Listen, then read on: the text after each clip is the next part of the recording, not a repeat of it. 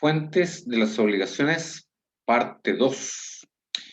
Estamos ya en lo que eran los contratos como fuente de las obligaciones. Y luego de dar una definición, dijimos que nos vamos a detener solamente en un par de clasificaciones en los contratos. Hay otras clasificaciones que lo vamos a ver en un video distinto, ¿no? Tal vez la clasificación sin duda más importante es la clasificación en la época de Justiniano que queda concebida como contratos verbis, literis, re o reales y solo consensuales. Fuera de estas figuras se entendía que no se llamaban contratos, podían llamarse contratos innominados, habían otros que se denominaban pactos, pero los contratos como figuras típicas eran estas y estaban amparadas por acción. Los contratos verbis, por la importancia los vamos a ir viendo, son aquellos que se perfeccionan por el pronunciamiento de determinadas palabras. Básicamente consisten en el uso de palabras preestablecidas por el ordenamiento en forma de pregunta y respuesta. Sin duda, el contrato verbi más importante es la estipulación. Pero, aparte de la estipulación, está el nexum, la esponsio, la dotidictio y la promisio injuria libertad. Hay más, hay más. Literis son aquellos que se perfeccionan, es decir, se entienden celebrados los contratos por el empleo de la escritura. Y en una primera época estribaba la transcripción de un crédito en el código de modo de prueba. Son de este tipo la nómina transcriptia, la quirografía y la sinografía. Hay otros nombres que le dan otros autores, pero esos son los nombres generalmente ocupados. Y los reales son aquellos que para perfeccionarse, además del consentimiento de las partes, requieren la entrega de las cosas. Sobre esta clase el mutuo, el depósito, el comodato y la prenda. Consensuales, aquellos que se perfeccionan por el simple consentimiento. Y el gran problema de los contratos consensuales es la prueba. Son de esta clase la compra-venta, arrendamiento, mandato y el contrato de sociedad. ¿Mm? Estos van a formar parte de cada una de las exposiciones, pero será útil detenernos. La estipulación ya la hemos visto en el acto jurídico y ahora vamos a entrar un poco en ella. Solamente digamos que la estipulación era esa promesa solemne y de derecho estricto que uno se comprometía a cualquier tipo de obligación. Obligación. Eso lo vamos a ver cuando veamos el contrato de estipulación. Y agregamos que a partir del contrato de estipulación es donde se surge o nace toda la teoría de las obligaciones, porque todas las distintas clasificaciones, las garantías personales incluso nacen de la estipulación. Me voy a detener un poco en los contratos reales muy brevemente, solamente para que ustedes lo puedan identificar. El mutuo normalmente se identifica con el préstamo de consumo, que es el día de hoy. Préstamo consumo, que es una cosa, una persona pide un préstamo normalmente de dinero y al término de un determinado tiempo lo consume. Son cosas consumibles que lo consume y después se restituyen otras tantas de igual cantidad. Pero no solamente, fíjese, se agota en el dinero, sino que también el mutuo puede ser otras cosas, otras cosas. Por ejemplo, yo perfectamente puedo pedirle, yo como jurista Rodrigo Varios, puedo pedirle a que me entregue unas sillas para ocuparla en una clase con mis alumnos de Derecho Romano. Y al término de ese uso, yo no le voy a devolver las mismas sillas, sino que le voy a devolver unas sillas nuevas que van a llegar de Egipto. Fíjense, y si son cosas que se toman para que normalmente se cuentan, se pesan o se miden, y que voy a reemplazarlas por otras cosas, pero del mismo género y calidad, se entiende que hay uno. Por el contrario, el comodato es cuando se entrega y es un préstamo que se llama el préstamo de uso, en que gratuitamente se entrega a una persona para que use una cosa y después la devuelva. Oye, A le pide a NN el caballo Saratoga para ir a Grecia. Un uso gratuito y al término del uso le devuelve el mismo caballo Saratoga. Cómoda. Y la prenda ya la estudiamos, no vamos a entrar en ella. En cambio, los consensuales solamente basta para que se entiendan perfeccionada la compraventa. ¿Es necesaria la entrega en la compraventa? Es un elemento esencial del contrato, pero para entenderse perfeccionado el contrato, basta el consentimiento de las partes. Con el consentimiento de las partes ya empiezan a nacer la obligación del vendedor y del comprador de pagar el precio y entregar la cosa. Arrendamiento en todas sus clases, porque hay arrendamiento de servicio, de obra, etc. El mandato y el contrato de sociedad. Eso, hay que distinguir cada uno. Clasificación de los contratos por su forma de perfeccionamiento. Hay otra clasificación no menos importante ya en Roma y que se extiende a la actualidad, que es los contratos nominados o innominados. Contratos nominados son aquellos que tienen un nombre propio, pero no es esta la gran distinción. Conviene tener en consideración que en una primera época en Roma solo eran fuentes aquellos contratos que tuvieran un nombre propio. Sí, pero esta distinción es propia de la época arcaica, porque los contratos innominados, aparte de tener nombre, habían contratos, o sea, pactos y contratos innominados que no tenían nombre, pero que igual eran innominados, era en cuanto la característica o diferencia se encuentra en su estructura y en su acción. Esto es, se exige que una de las partes, lo innominado, entregue a la otra una cosa o realice una prestación en favor de ella para que ésta quede obligado. El reconocimiento de este tipo de contrato es tardío para algunos conjustinianos, pues en el derecho clásico solo eran contratos aquellas figuras típicas reconocidas por el jus civile y por el jus gentium, de forma tal que quien haya realizado una prestación, pero que en definitiva no cumplía, solo pondría de una condicción que le permitía recuperar lo que había dado. A ver, otro punto de vista, el profesor Argüello. Ahí, para que lo lean. No quiere decir simplemente que no tuvieran una denominación particular, que no tuvieran un nombre, como los contratos como figura típica, porque sí habían contratos innominados, como la permuta del precario, que tenían nombre, y no por eso eran contratos. Pero no fueron reconocidos como figuras típicas, o sea, como institución contrapuesto a los contratos nominados del derecho romano, en que estaban previstos de una acción especial para cada tipo de relación. Aquí los contratos innominados tenían una acción, la acción prescripti verbis, que era general para todos los contratos innominados. Posteriormente, ahí en la época clásica, se les dio esta acción. ¿Y qué buscaba esta acción?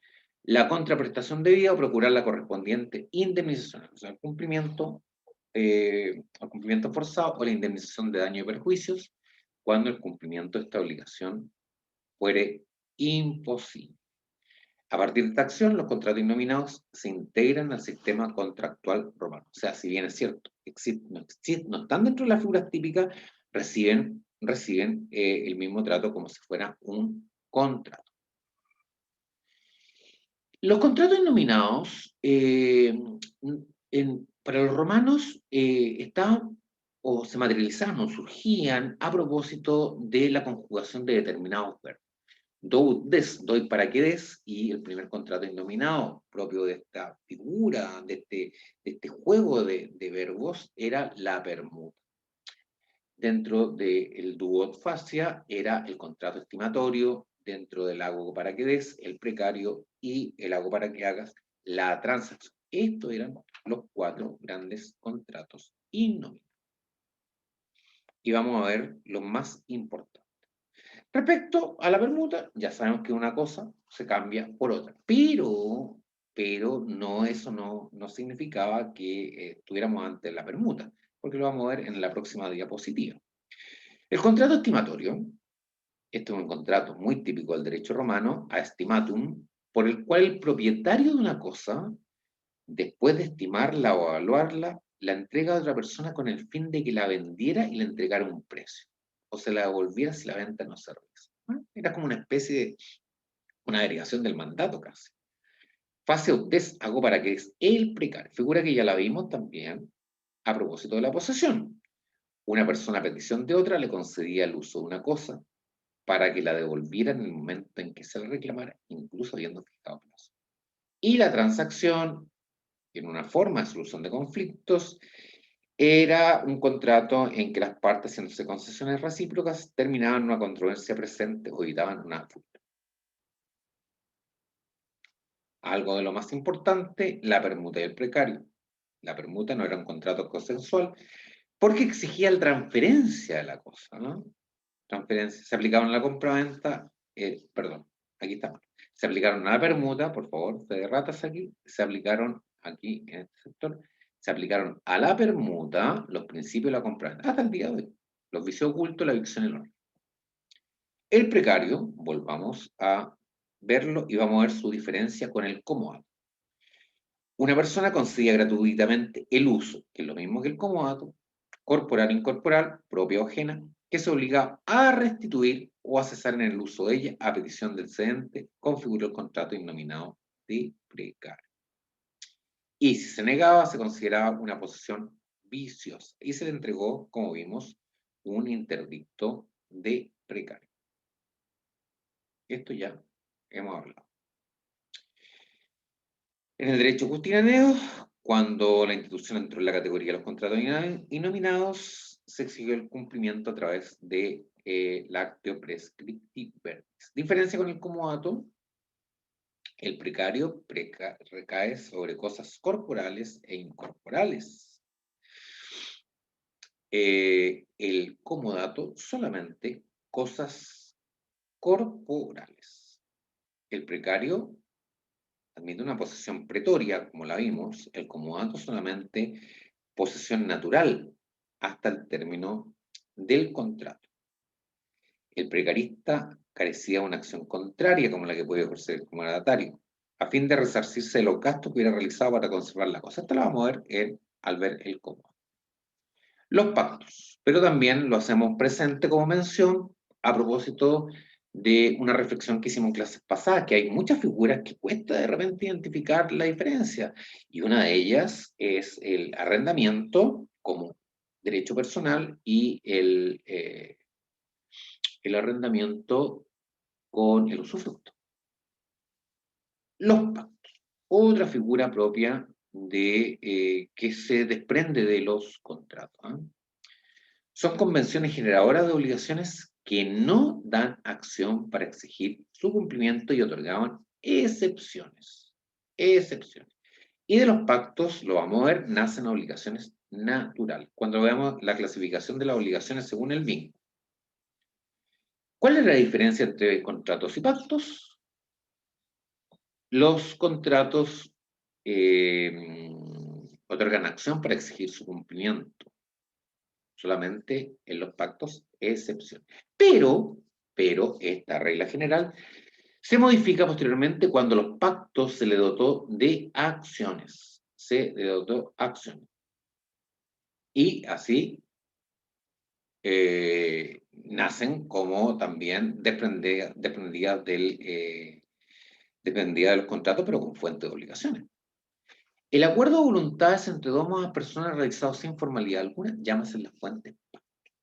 Las pactos no eran fuente de obligaciones propiamente tal, pero había algunos que sí se identificaban o que señalaban fuente de obligación. Y vamos a ver cuáles, y aquí nos vamos a detener, cuáles son las excepciones de pactos que sí constituían fuente de obligaciones. Aquí hubo pactos que fueron reconocidos por el derecho civil, por el derecho y el derecho honorario, como vamos a ver. Y se concedía el acceptio pacti conventi, ahí para que lo vean. Los pactos del derecho pretorio fundamentalmente radicaban en dos importantes, la constitutio y el juramento. Habían otros más de nombre romano, pero que solamente los voy a nombrar estos como más importantes. Vamos a destacar la constitutio y el juramento. El juramento ya también algo sabemos. Constitutio. Era la promesa de pagar dentro de cierto tiempo una suma de dinero o una cantidad de cosas fungibles que ya deudaba al promitente o que debía un tercero voluntario. Seguramente esto lo vamos a ver a propósito de la estipulación. Juramento. La figura del juramento voluntario se presentaba cuando las partes del litigio decidían dirimirlo haciendo depender de la fe del juramento. ¿Se acuerdan del juramento como una de las formas también anticipadas de determinar la fase injuria? Eso lo vimos en las acciones. Pero en realidad dentro de los pactos no eran los más importantes, ni quiero que sean los que retengan con mayor detención, sino que me interesa aquí los pactos uno sancionado por el derecho civil y los otros por las constituciones imperiales. Bueno, además de los pactos, en la época clásica surgen los pactos agregados, los pactos adiecta o pactos dietita, así se llamaban, que se agregaban a un contrato como una cláusula del mismo. Uno de ellos era, por ejemplo, en el contrato de compra-venta, y lo nombramos por la importancia, hasta el día de hoy, la lex comisoria. Por la lex comisoria, el vendedor se reservaba el derecho de resolver el contrato si el comprador no pagaba el precio en determinado plazo. Expirado el plazo, el vendedor era libre de mantener el contrato o de tenerlo por razón. O sea, este era un pacto sancionado por el derecho civil. Uno de varios, solamente estamos haciendo el ejemplo de lo más importante y que se han trascendido al día de hoy. Pactos por constituciones imperiales. Nuevamente les recuerdo que los pactos no eran fuente de obligaciones. ¿Ah? La fuente de obligaciones eran los contratos, y los contratos que estaban señalados por el Código, por el Ius Civil, pero además habían determinados contratos innominados que en determinadas circunstancias obligaban, y los pactos. Los pactos por constituciones imperiales nos vamos a detener en la donación y la dote. Le fue poco a poco, la ley le fue otorgando acciones. Entre los pactos vamos a distinguir la donación y la dote. Le puse aquí donación entre cónyuges porque vamos a ver brevemente, en un minuto, qué problemas trae la donación al día de hoy. La dote, el derecho clásico se entiende por dote el conjunto de bienes que el marido recibe de la mujer o de otra persona en su nombre para ayudarla a soportar las cargas del matrimonio, la alimentación de los hijos, el estudio de los hijos. La señora no solamente, o la mujer, no solamente llegaba, era una figura importante desde el punto de vista social, y tenía que aportar sus bienes que, y si estaba casada en mano, naturalmente, iba a ser administrado por el marido. Respecto a la donación, podemos distinguir donación entre vivos y donación mortis causa. Fíjense que la donación el día de hoy se mantiene súper importante porque siempre llegan a los estudios que van a llegar a donde ustedes les dicen, bueno, yo puedo donar, tengo un hijo y además tengo un marido, pero quiero dejarle que mi marido actual no toque algo de la casa y quiero donársela a mi hijo. ¿Es posible eso? Bueno, hay donación entre vivos, que es una liberalidad irrevocable, por la cual una persona se despoja voluntariamente de una cosa o de una ventaja apreciable en dinero en provecho de otra, el donante. Parece que no tiene mayor dificultad. Donación mortis causa, aquí pues es esencialmente revocable a voluntad del donante como una disposición de última voluntad. Hasta su muerte, el donante es libre de cambiar de parecer y de revocar la libertad que ha hecho. ¿Difieren ambas? Sí. La donación mortis causa no es definitiva, es revocable más que la muerte del donante. Caduca por muerte anterior, o sea, si bien le deja por un testamento o le deja una donación, es simplemente esta donación caduca por muerte anterior del donatario y es revocable a voluntad del donante, salvo cláusula en contra. En Roma, tal como el día de hoy, había una situación curiosa entre los cónyuges, no deja de ser importante. Que la donación entre cónyuges se permite, sí, se permite, pero son esencialmente revocables. Revocables hasta el día de hoy. Los grandes problemas que enfrenta la donación el día de hoy, cuando se trata de donaciones que tienen alguna importancia económica, es que requieren una institución que se llama la insinuación, es decir, que hay que pedir una autorización judicial para donar a terceros para que quede acreditado que no se perjudica a heredero. Imagínense que una persona que tiene unos hijos ingratos, tiene 5 hijos ingratos, 2 o un hijo ingrato, que no lo va a ver jamás, no sabe de él hace 30 años. Bueno, pero de repente tiene una conviviente y sin acuerdo, no sí, sino y quiere donarle la casa y no quiere que se aprovechen los hijos. Bueno, no es tan simple. tiene que pedir una autorización judicial. Y segundo, autorizado tiene que pagar el día de hoy, esto se refiere al día de hoy, el impuesto. Había un impuesto en Roma, pero era muy menor. Pero el impuesto de hoy es penoso, el impuesto. Progresivo con un tope del 25%. Eso es el impuesto, por favor, le insisto, el día de hoy. Por eso la donación es una figura controvertida. ¿Puedo donarle en vida cosas a mi hijo, a mis hijos? Sí, pero pague impuestos. Entonces, fíjense, ¿cuál creen ustedes que es la figura que se ocupa el día de hoy para dejar en vida, no a través del testamento, porque el testamento también hay que pagar un fuerte impuesto, menor que el de donación, ¿sí? ¿Cómo se deja hoy en vida? ¿Cómo puede dejar en vida una persona cosa determinada? ¿Cómo podría hacerlo aquella persona del ejemplo, en que tiene una conviviente y tiene hijos? Los hijos son ingratos, pero quiere dejarle, eh, quiere dejarle dinero, quiere dejarle bienes. Bueno, se hace a través del mutuo. Esa es la solución que se ha entregado por los abogados actualmente. En vez de donación, en vez de herencia, dejarse las cosas por... Bueno, y hasta aquí termina nuestro PPT sobre la